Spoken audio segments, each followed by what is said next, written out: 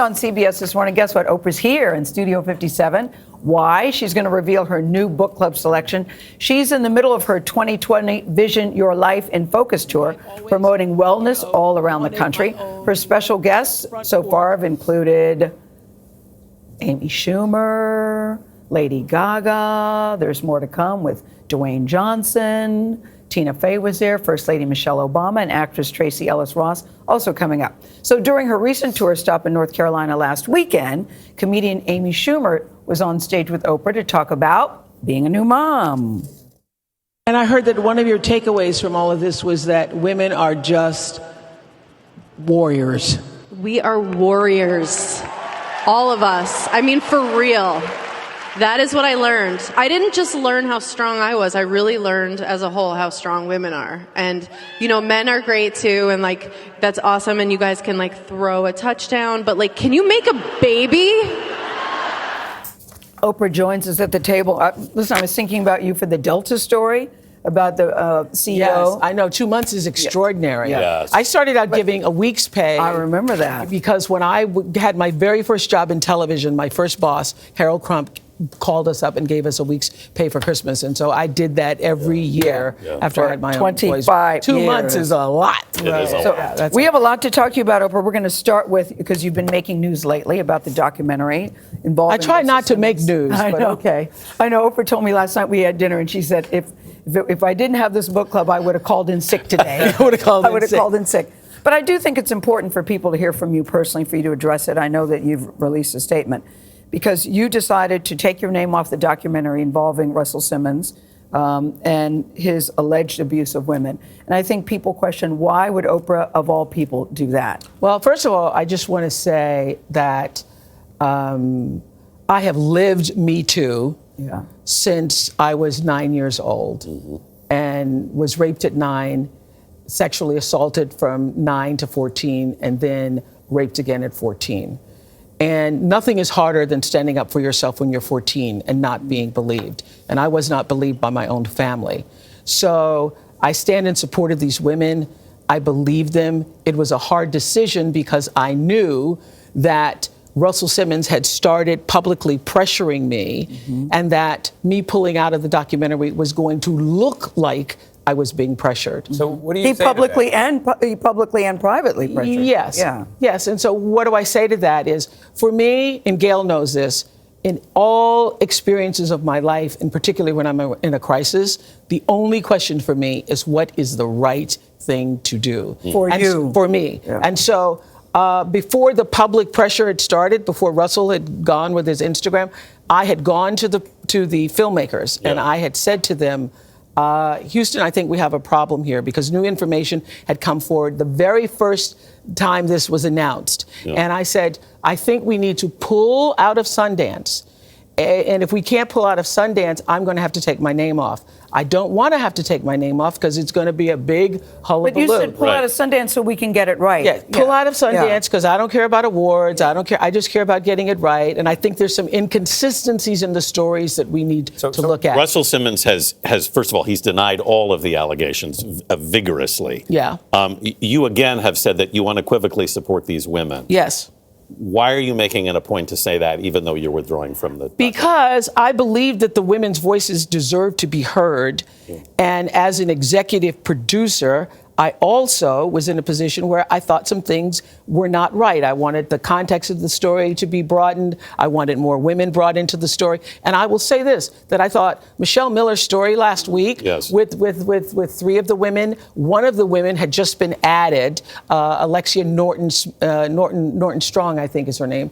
And I had asked that more women be added. When you see the documentary, which I do hope people will see the documentary, I felt that story needed to be broadened. One of the things I said to the producers is, I don't think that deserves to just be a soundbite. And I can honestly say that I learned more about Alexia Norton Strong in Michelle Miller's story than I did in the doc. So I was asking for changes. And let me just say this. I've been an executive producer since the beginning of the Oprah show.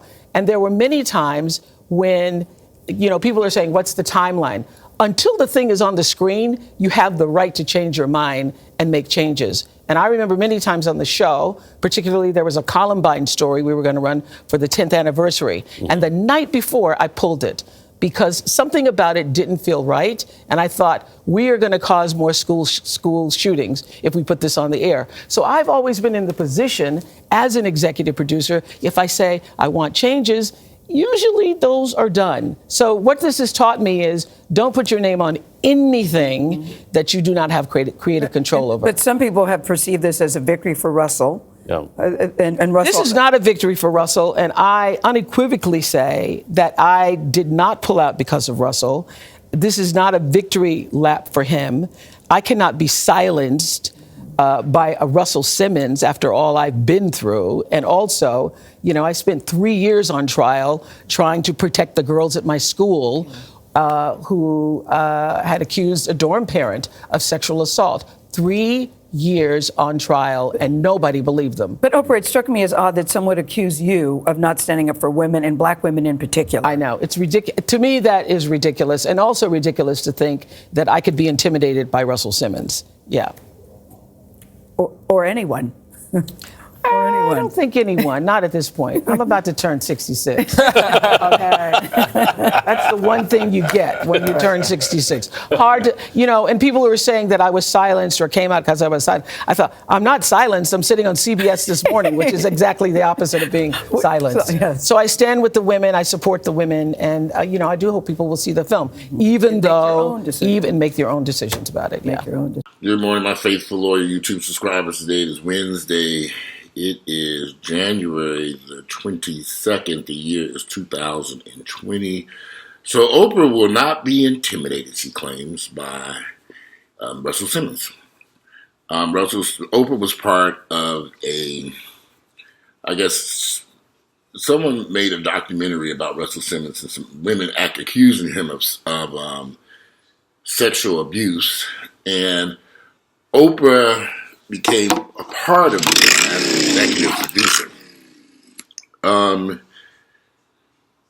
But more so like a producer who wasn't really involved in the everyday. She liked the documentary. She thought that the documentary was real, and she wanted to support it. And she was going to put it on Apple TV's new network, and she was going to help promote it at Sundance. Until a couple things happened. Russell Simmons made a stink about this. And Russell Simmons supporters, LL Cool J and other people who work with Russell Simmons.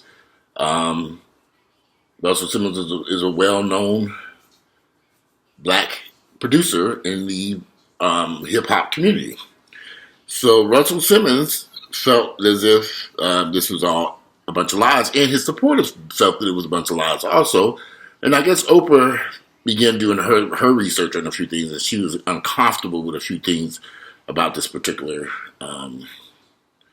documentary about Russell Simmons and his accusers. So she decided she would pull out of it, which is why she's on CBS this morning. There was an interview right there.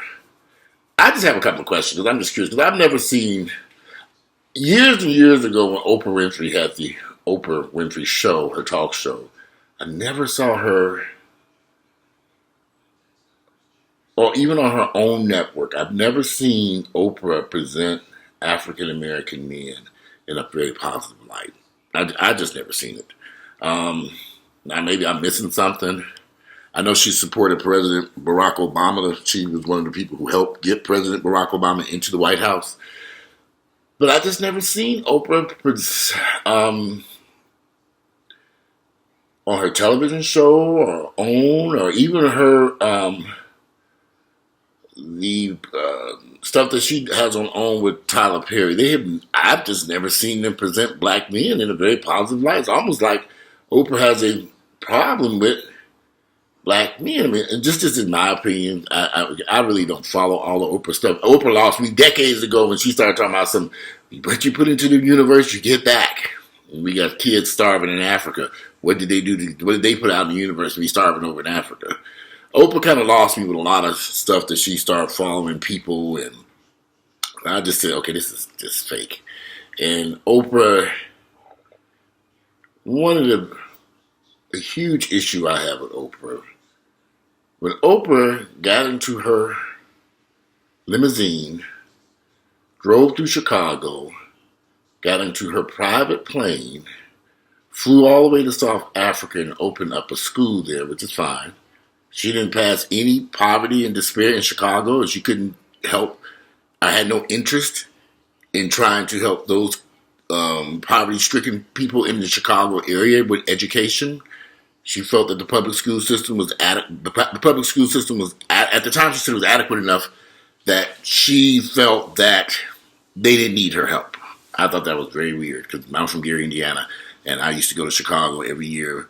And Chicago was a very poverty-stricken city, just like it's nothing has changed in Chicago or Gary, Indiana. However, Oprah drove, like I said, she left Oprah Studios, hopped in her limousine, drove all the way to the airport and got in a private plane and flew to Africa and opened up a school there versus a school right in her neighborhood in Chicago, not far from Oprah Studios.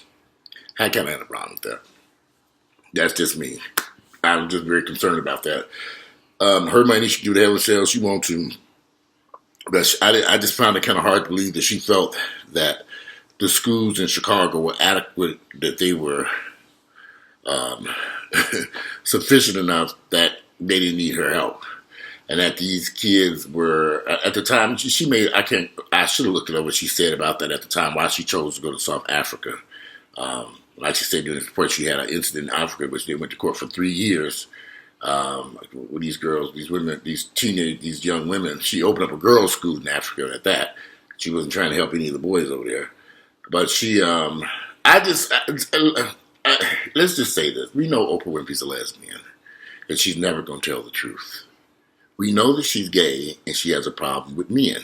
And so that's just the way it's going to be until the day she dies. She's never, ever going to tell the truth. It's never going to come out.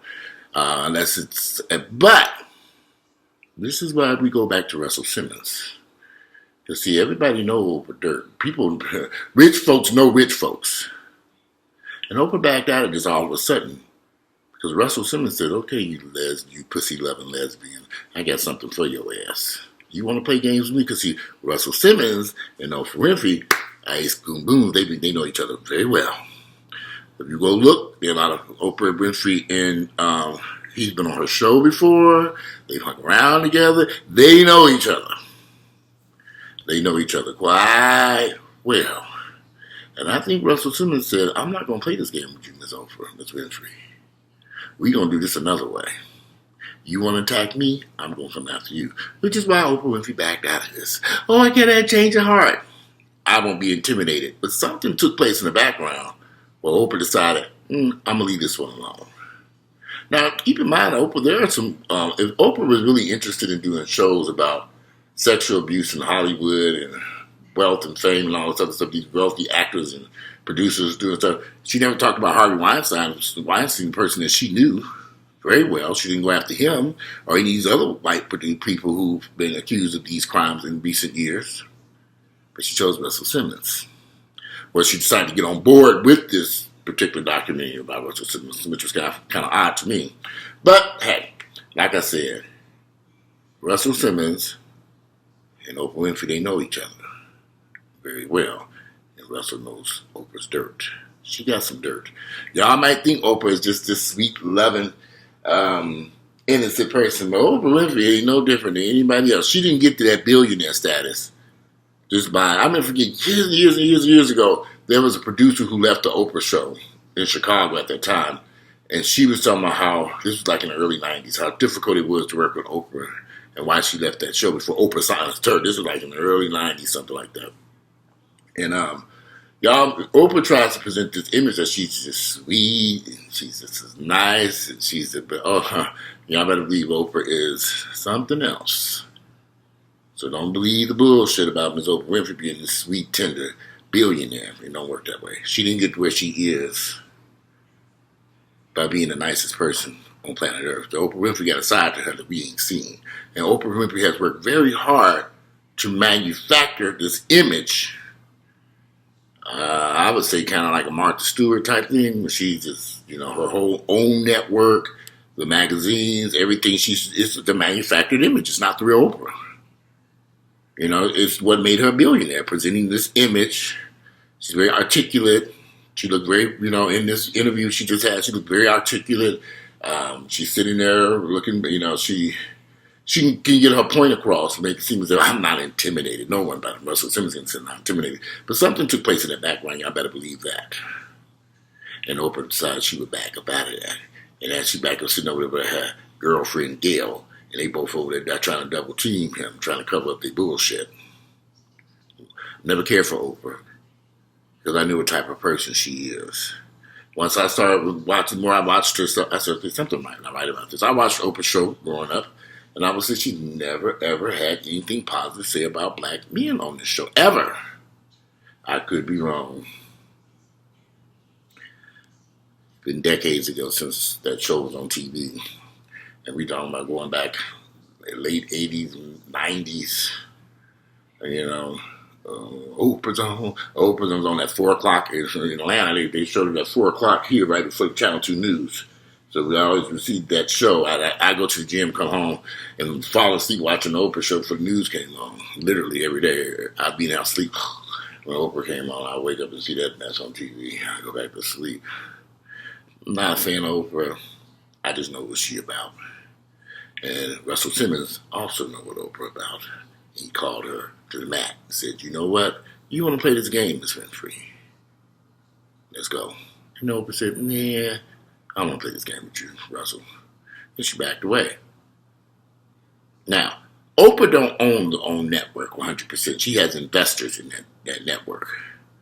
They went to Oprah about Tyler Perry's bullshit and said, we don't like this. Because in the long term, this is going to hurt. This is not what we got in this for. And that's why Tyler Perry shows, Oprah Winfrey and Tyler Perry had a little disagreement about the quality and production of his shows. And Tyler Perry just took his new stuff over to BET. Because they didn't give a damn. They just need something. Sometimes they give us any damn thing, Tyler. We need something to put on this TV. Shit, we ain't got. And so here comes Tyler Perry. But the people who are backing Oprah on the own network, they didn't want no more of this. They said, okay, we cannot continue down this path with Tyler Perry's crap.